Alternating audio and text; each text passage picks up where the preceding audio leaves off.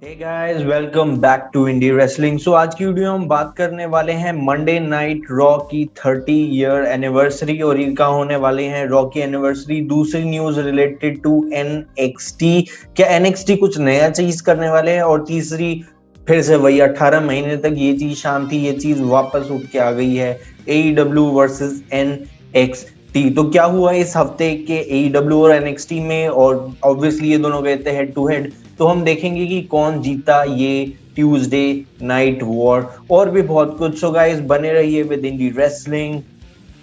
Boom. So guys, as you already know, हमारा प्यारा Monday night Raw, so Monday night Raw को होने वाले हैं 30 साल जनवरी में। और ये जो शो था, इसका पहला एपिसोड हुआ था 11 जनवरी 1993, मतलब आज से 30 साल पहले मंडे नाइट रॉ का ये एपिसोड हुआ था पहला। इससे पहले डब्ल्यू कुछ और कर, मतलब उस टाइम डब्ल्यू तो थी नहीं, WWF हुआ करती थी।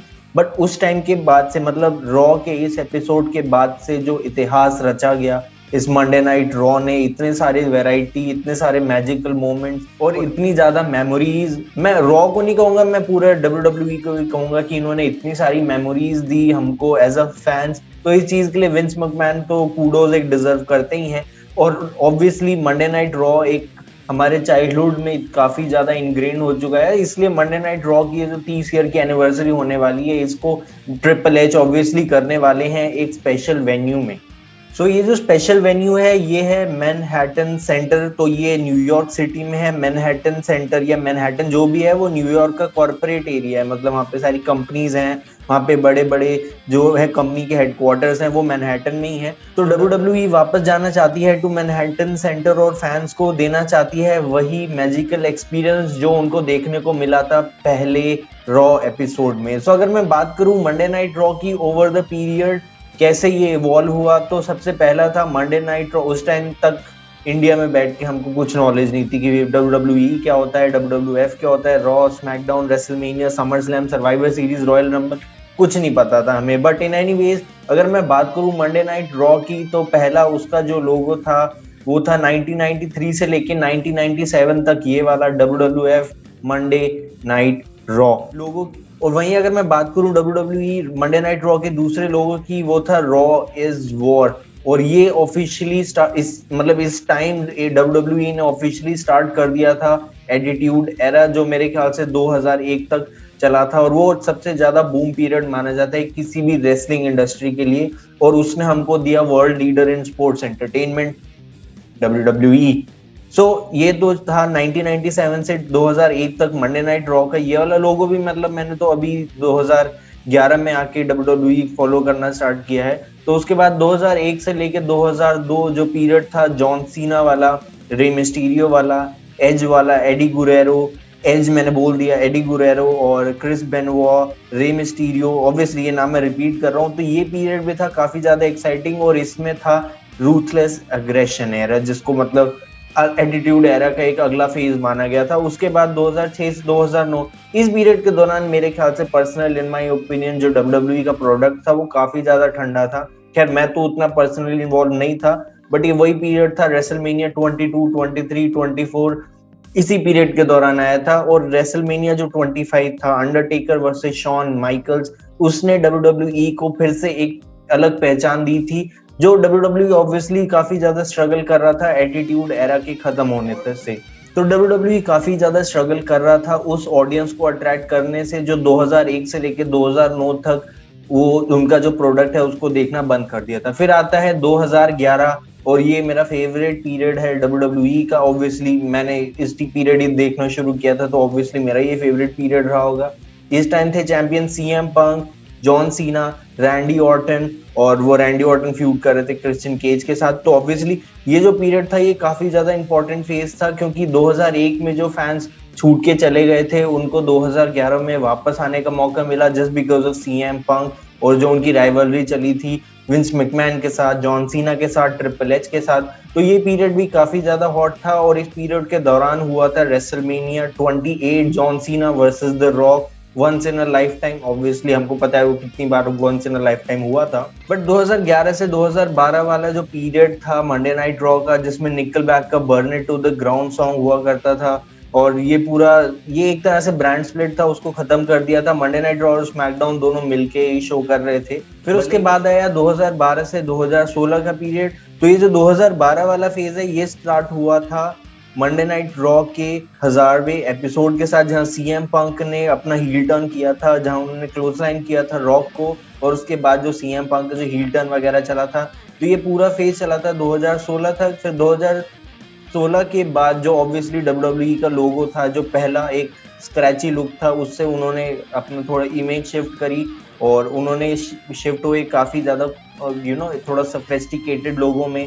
जो आप देख सकते हैं वो है ये वाला। और इसके बाद से डब्ल्यूडब्ल्यूई का रॉ का जो प्रोडक्ट था, उसमें पर्सनली मैं कहता हूँ एक काफी ज्यादा सीरियस डिक्लाइन देखने को मिला हो। भले ही उनकी रेटिंग हो, जो कंपनी की रेटिंग 6 मिलियन हुआ करती थी, अब वो 1.5 मिलियन तक एक टाइम तक पहुंच चुकी है। इवन 0.9 मिलियन तक कोविड के टाइम में पहुंच गई थी।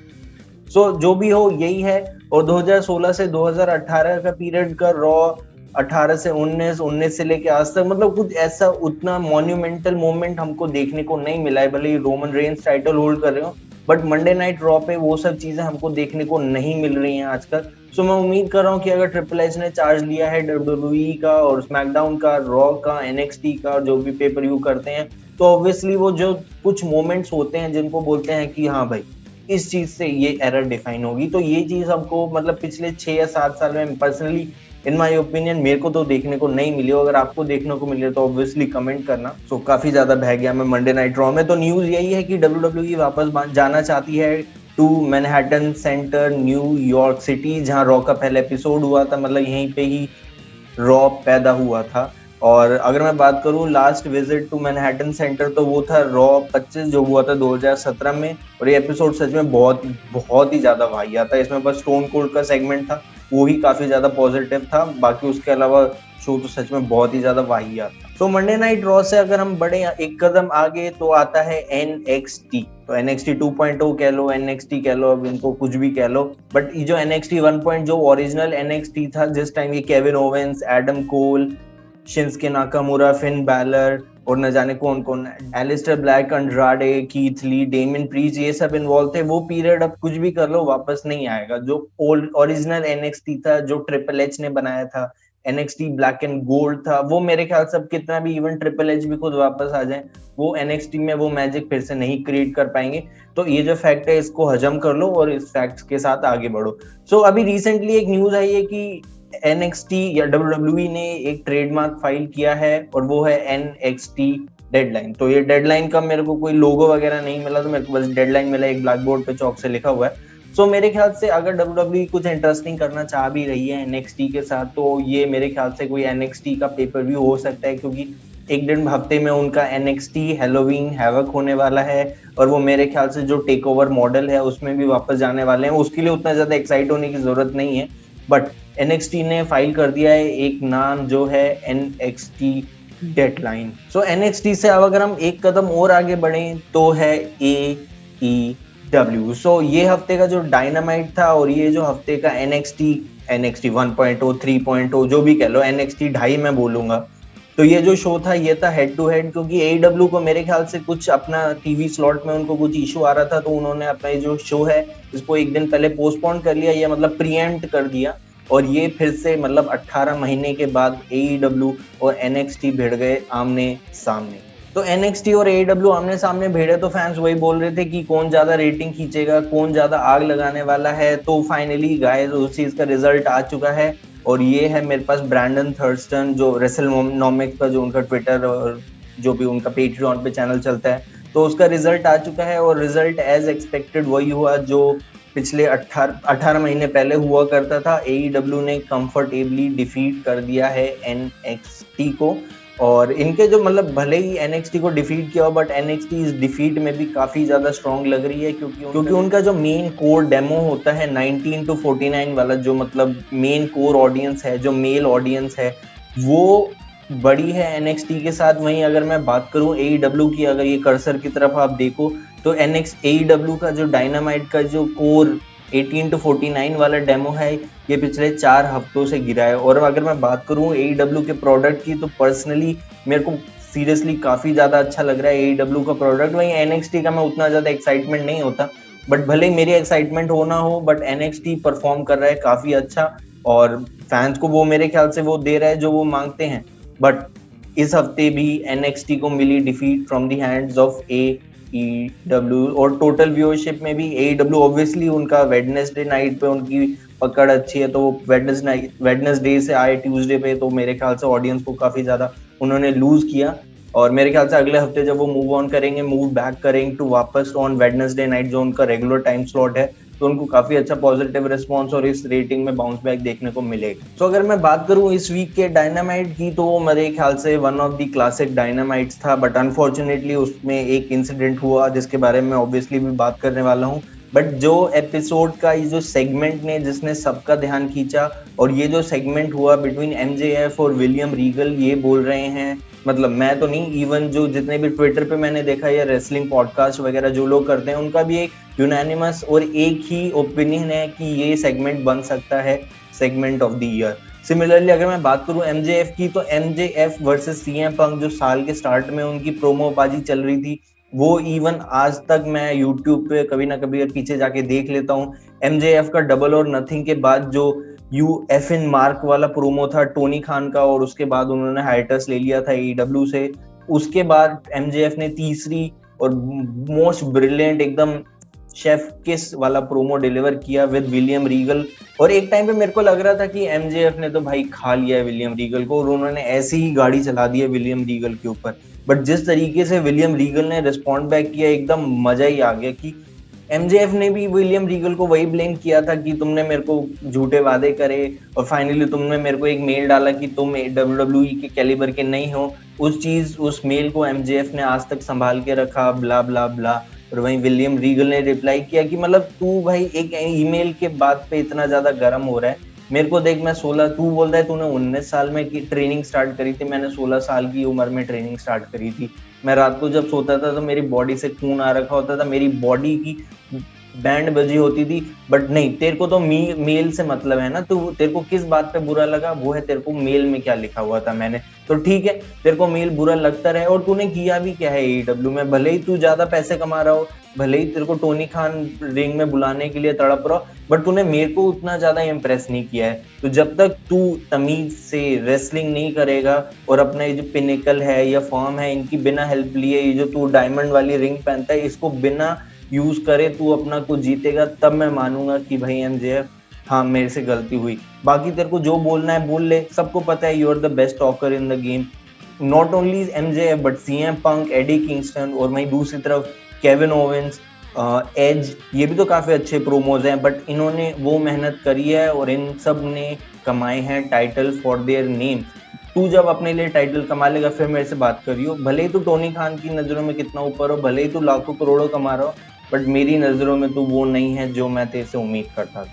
तो ये काफी ज्यादा स्ट्रॉन्ग सेगमेंट था, रेकमेंड करूंगा जाके देखो यूट्यूब में AEW के ऑफिशियल चैनल पे। और AEW के ये बात ठीक लगती है कि WWE के ना वो 2 या 3 मिनट के सेगमेंट नहीं डालता, अगर वो ब्यूटीफुल सेगमेंट है, अगर सेगमेंट में इम्पैक्ट है, तो वो पूरा का पूरा सेगमेंट यूट्यूब पे डाल देता है। सेम उन्होंने ऐसे किया था CM पंक वाले सेगमेंट के साथ, शिकागो थैंक्सगिविंग ईव, CM पंक MJF पूरा 15 मिनट का चला था। 25 नवंबर डेट याद है क्योंकि मेरा भी बर्थडे उस दिन होता है। तो in anyways I will suggest you go and watch that video, और ये भी मेरी भी देखो एनीवेज।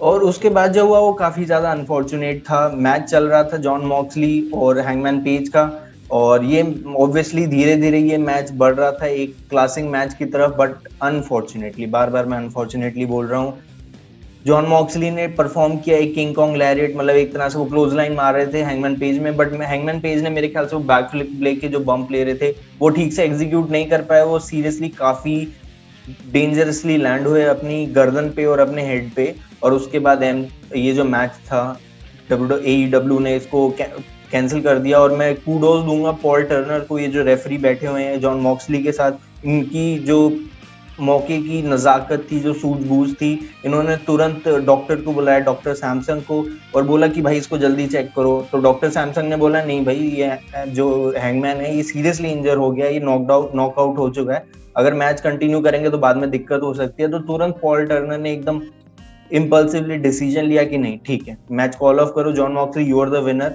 और हैंगमैन पेज को तुरंत ही स्ट्रेचर में ले जाके वो किसी लोकल हॉस्पिटल वगैरह ले गए थे, ट्रॉमा सेंटर। वहां पे पता चला कि हैंगमैन पेज को कंकशन है। फिर बाद में AEW ने एक और स्टेटमेंट जारी किया कि उतना सीरियस नहीं है, hangman page will be back. और थोड़े टाइम बाद हैंगमैन पेज ने भी ट्विटर पे अपना अनाउंस किया था कि मैं ठीक हूँ, और ये जो भी तुमने मेरे को सपोर्ट दिखाया उसके लिए मैं काफी दिल से आभारी हूँ। बियर पी रहा हूँ, एंजॉय कर रहा हूँ, तुम भी अपना एंजॉय करो, और जो तुमने मेरे लिए कंसर्न दिखाया उसके लिए thank you. So personally thank you hangman, मतलब काफी ज्यादा मेमोरेबल मोमेंट्स दिए हैं। इवन पिछले 5 साल के अगर मैं बात करूं टॉप 5 रेसलर में, तो ऑब्वियसली हैंगमैन पेज उसमें होने जरूरी हैं। और वहीं अगर मैं बात करूं दूसरी तरफ NXT में उतना कुछ ज्यादा खास था नहीं। रिया रिप्ली थी, रकेल थी, उसके अलावा जो कोरा जेड वगैरह इनकी राइवलरी चल रही है NXT पे, ये मेरे को कुछ नहीं पता क्या चल रही है इनके बीच में, बट काफी ज्यादा इंटरेस्टिंग सेगमेंट था। ब्रॉन ब्रेकर और जेडी के साथ जिसके वो मॉडरेट कर रहे थे केविन ओवेंस, तो काफी ज्यादा अच्छा सेगमेंट था। और ऑब्वियसली केविन, और हाँ, शिंस्के नाकामोरा भी तो वापस आए NXT पे। अगर वो NXT में वापस रह रहे हैं तो मेरे ख्याल से काफी ज्यादा पॉजिटिव रह सकता है शिंस्के के लिए, बट अगर नहीं तो ट्रिपल एच है, कोई ऐसी टेंशन की बात नहीं है। सो विद दैट बीइंग, चलो करते हैं आज की वीडियो का end, and don't forget to like, share, comment and subscribe to indie Wrestling. Boom.